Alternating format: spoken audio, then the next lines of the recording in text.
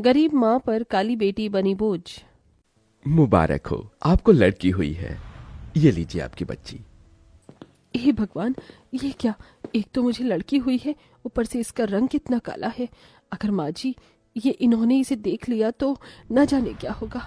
सुजाता मन ही मन ये सब सोच रही होती है कि तभी वहां उसका पति अनुराग आता है। करमजली, तुझे शर्म नहीं आई एक लड़की को पैदा करते हुए? ऊपर से पैदा भी किया तो एक काली लड़की को। अगर मुझे पता होता कि तू काली लड़की को जन्म देगी तो मैं तेरी कोख में ही से मार देता। मुझे एक बेटा चाहिए था, ना कि एक काली बेटी और बदसूरत बेटी। अनुराग की ऐसी बातें सुन सुजाता अपनी बच्ची को गले से लगाकर रोने लगती है। सुजाता जैसे ही अपनी काली बेटी के साथ अपने ससुराल में कदम रखती है। कल मोही, शर्म नहीं आई तुझे एक लड़की को जन्म देते हुए? मैं तो खुश थी कि मेरी बहू पेट से है, बिल्कुल मेरे बेटे की तरह एक सुंदर से बेटे को जन्म देगी, लेकिन इसने तो अपनी तरह ही काली बेटी को जन्म दिया है। मुझे तो शर्म आती है तुझे अपनी पत्नी कहते हुए। अगर पता होता कि तू एक काली बेटी को जन्म देगी तो मैं तुझसे कभी शादी नहीं करता। जा किसी कुएं में डूबकर मर जा और साथ में अपनी इस काली बेटी को भी ले जा। एक माँ सब कुछ बर्दाश्त कर सकती है, लेकिन कभी भी अपने बच्चे के खिलाफ कुछ गलत बर्दाश्त नहीं कर सकती।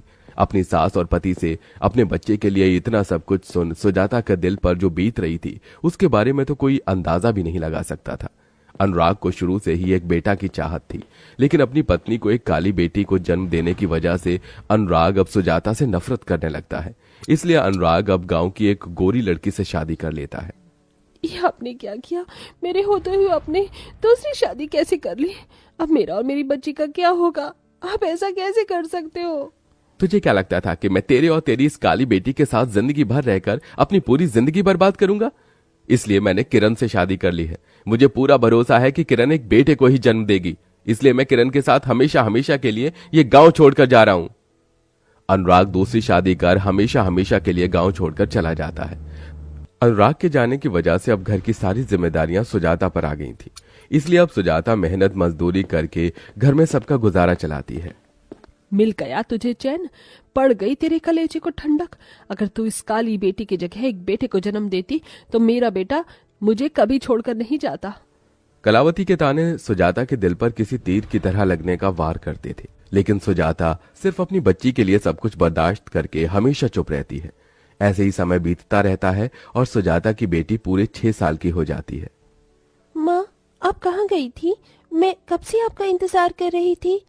बेटा, आज काम करते हुए फैक्ट्री में मेरे पैर में चोट लग गई थी, इसीलिए आने में देरी हो गई। तू भले ही दुनिया की नजरों में सरस्वती बनने का ढोंग कर ले, लेकिन तेरी सारी सच्चाई मैं जानती हूँ। तू आज इस चोट की वजह से लेट नहीं हुई है, बल्कि तू तो किसी के साथ अपना मुंह काला कर रही थी। माँ जी, आप होश में तो हैं क्या? क्या क्या बोले जा रही हैं? आपको शर्म नहीं आती अपनी बहू पर ऐसे लांछन लगाते हुए? मेरे सामने ये ढोंग करने की जरूरत नहीं है। तेरे इस चरित्रहीन हरकतों की वजह से ही मेरा बेटा तुझे छोड़कर हमेशा हमेशा के लिए शहर चला गया। मैं जानती हूँ रोज रोज तुझे घर आने में देरी क्यों हो जाती है। हर रोज किसी आदमी के साथ गुलछर्रे उड़ाकर अपना मुंह जो काला करती है। हे भगवान, ऐसे शब्द सुनने से पहले तूने मुझे अपने पास क्यों नहीं बुला लिया? ये काली बेटी तो मेरी जिंदगी में बोझ बन गई है। जब से ये पैदा हुई है तब से मुझे क्या क्या नहीं सहना पड़ रहा। सुजाता का जिंदगी का हर एक दिन उसके लिए किसी मौत से बढ़कर था, लेकिन अपनी बेटी की शक्ल देख देख कर सुजाता हार नहीं मानती और दिन रात मेहनत करके अपनी बेटी को पढ़ाती है। ऐसे ही समय गुजरता है और अब काजल बड़ी हो जाती है। माँ देखो, मैंने पूरी कॉलेज में टॉप किया है। मैं जानती ही थी कि मेरी काजल ही पूरे कॉलेज में टॉप करेगी। अब आप देखना कि मुझे किसी बड़ी कंपनी में नौकरी मिलेगी और फिर आप, मैं और दादी इस छोटे से घर को छोड़कर एक बड़े से घर में रहेंगे। बस बस, ये झूठे सपने दिखाने की कोई जरूरत नहीं है। तो जैसी काली बदसूरत को कोई अपनी कंपनी में नौकरी तो देना दूर, कंपनी के आसपास भी भटकने भी नहीं देगा। सुजाता, मेरी मान तो अपनी इस काली बदसूरत बेटी की शादी कर दे। मुझे तो इसकी शादी होना भी नामुमकिन सा लगता है। इसकी इस काली भयानक शक्ल को देखकर तो कोई भी इसे अपनी बहू नहीं बनाना चाहेगा।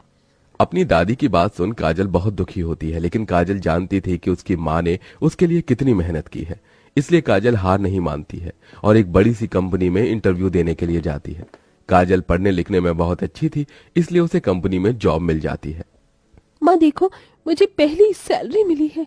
इस पूरी सैलरी की हकदार आप हो। आपने मुझे इतना काबिल जो बनाया है। काजल, ये सब सिर्फ तेरी लगन और मेहनत की वजह से हो पाया है। अब तेरी शादी का समय आ गया है। तुझे पता है, आज विमला अपनी बेटी का रिश्ता तय हो जाने की खुशी में मिठाई देकर गई थी।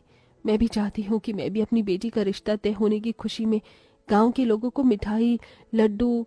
मैंने पंडित जी से बात भी कर ली है। परसों तुझे लड़की वाले देखने आ रहे हैं। माँ, मुझे बहुत डर लग रहा है। क्या वो लोग मुझे पसंद करेंगे? मेरी बेटी बहुत काबिल है। मुझे यकीन है कि वो तुझे जरूर पसंद करेंगे। अपनी माँ की बात सुन काजल को सुकून मिलता है। ऐसे ही 2 दिन गुजर जाते हैं और आज लड़के वाले काजल को देखने के लिए आते हैं।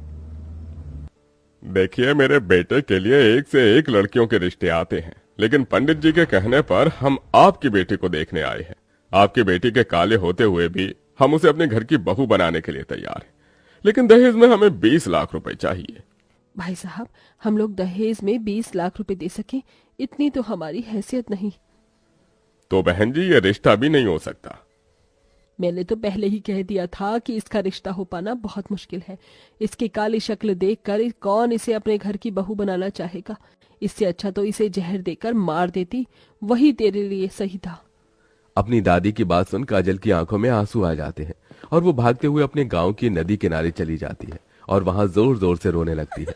काजल के रोने की आवाज सुन वहां पर एक अंशुमन नाम का लड़का आता है।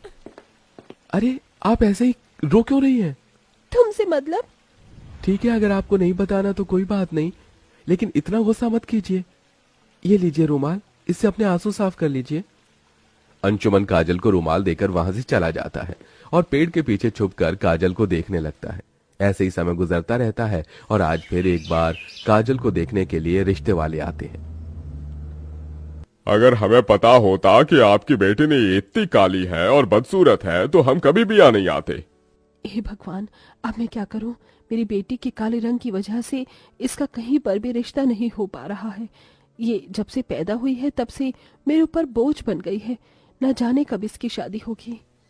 जो भी रिश्ते वाले काजल को देखने के लिए आते हैं तो उसके काले रंग की वजह से शादी से इनकार कर देते हैं, या तो इतना दहेज मांगते हैं जो सुजाता की हैसियत से बाहर था। इसलिए अब बेचारी सुजाता बूढ़ी उम्र में भी मेहनत मजदूरी करके पैसे जोड़ना शुरू कर देती है। माँ, आपको मेरी शादी के लिए इस उम्र में भी कितना काम करना पड़ रहा है। आपके हाथों में कितने छाले आ गए हैं। अपनी माँ को इतनी मेहनत करता देख काजल से रहा नहीं जाता, इसलिए अब काजल भी ऑफिस के साथ साथ गांव में अपनी माँ से छुपकर बच्चों को ट्यूशन पढ़ाना शुरू कर देती है। और अब काजल भी अपनी माँ की तरह धीरे धीरे पैसे जोड़ती है। अरे यार, 9 बज गए हैं और ये अभी तक आई नहीं। अंशुमन ने जब से काजल को देखा था तब से अंशुमन काजल को पसंद करने लगा था। अंशुमन को काजल के काले रंग से कोई भी दिक्कत नहीं थी, वो तो अब उसे बेपनाह मोहब्बत करने लगा था। पापा, आपने सोच भी कैसे लिया? मैं इस काली कल मुहित से शादी करने के लिए तैयार हो जाऊंगा। चलिए यहाँ से। आज फिर एक बार और काजल के काले रंग की वजह से उसका रिश्ता नहीं हो पाता। काजल अब इन सब चीजों को और बर्दाश्त नहीं कर पाती, इसलिए गांव की नदी किनारे जाकर काजल नदी में खुद की आत्महत्या करने ही वाली होती है कि तभी वहां अंशुमन आता है और काजल को ये सब करने से रोकता है। तुम पागल तो नहीं हो गई हो? हाँ, अगर मेरी जगह कोई होता तो वो तो कब का आत्महत्या कर चुका होता। अंशुमन के पूछने पर काजल उसे सभी चीज बताती है, जिसे सुन अंशुमन वहां से चला जाता है और अगले दिन अपने माता पिता के साथ सीधा काजल के घर आता है। मैं जानता हूँ तुम मुझे यहाँ देखकर बहुत हैरान हो। काजल, मैं तुमसे बहुत प्यार करता हूँ और जब से मैंने तुम्हें देखा तुम्हें चाहने लगा हूँ। मैं तुम्हारे साथ शादी करके अपनी पूरी जिंदगी तुम्हारे साथ बिताना चाहता हूँ। अंशुमन की बात सुन काजल की आंखों में आंसू आ जाते हैं, जिसके बाद काजल इस रिश्ते के लिए हाँ कर देती है और कुछ दिनों में अंशुमन और काजल की शादी हो जाती है। अंशुमन सुजाता से 1 रुपया भी दहेज में नहीं लेता है। बेटा, तुमने मेरे सीने के बोझ को हमेशा हमेशा के लिए खत्म कर दिया। मैं कभी सपने में भी नहीं सोच सकती थी कि मेरी बेटी को इतना प्यार करने वाला जीवन साथी मिलेगा। काजल नम आंखों से उसे अपनी माँ से विदा लेती है और अंशुमन के साथ एक नई जिंदगी शुरू करती है। शादी के बाद भी काजल जॉब करना नहीं छोड़ती और दिन रात मेहनत करते इतने पैसे जोड़ती है कि वो अब अपनी माँ और दादी को तोहफे में एक बड़ा सा घर देती है।